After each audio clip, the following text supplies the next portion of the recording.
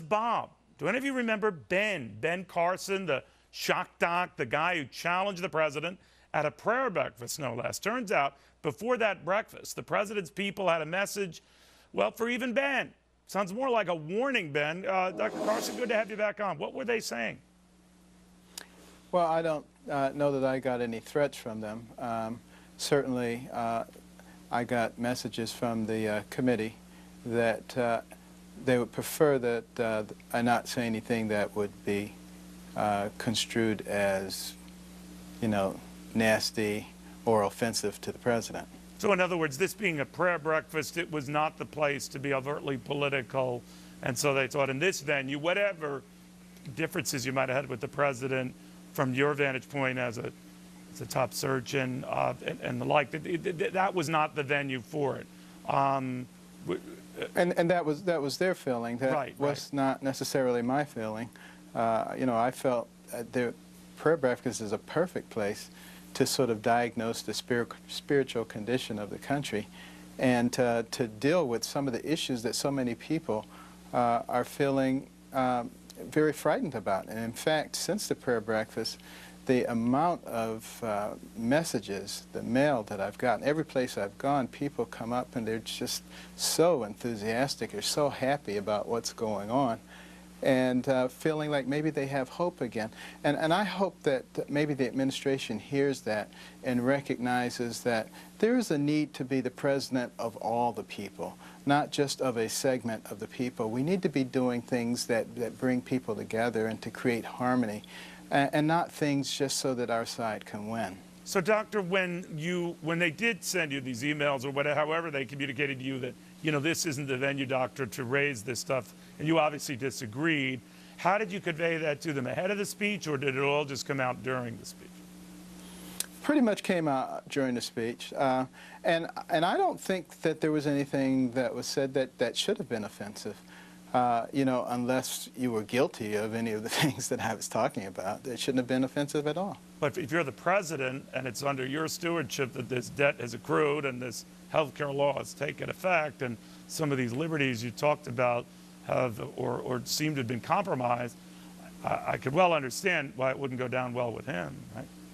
Yeah, well, I would hope that we would reach a level of maturity where if suggestions are offered for dealing with problems, and they're logical suggestions with which a huge segment of the population agrees, that one might actually take time and say, let's consider this, let's look at this, let's see if we can integrate this into our policies.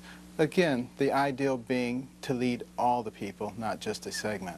Doctor, while I have you here, in an interview with our Chris Wallace, Mitt Romney, the former Republican presidential candidate, had said regarding health care that he didn't grasp or appreciate the dimensions to which average Americans, I think by inference he was saying lower income Americans and minorities, were for it and embraced it and endorsed it and really strongly liked it, and that he just didn't sense the magnitude of that support.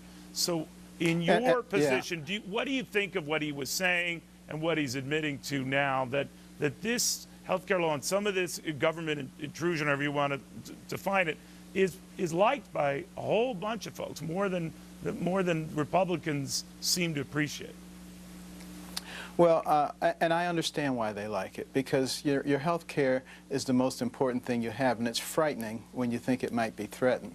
But the fact of the matter is, there are ways that we can offer that health care to people at a much cheaper price, and actually better health care and better relationships between their doctors. And I think we really need to put this thing back on the table and discuss it, because what we're doing now is creating a situation where employers are dumping people or cutting back their hours so that they don't have to pay these extreme costs. This is not working out the way it was supposed to. It would be okay to simply say, you know, this is not quite what we anticipated.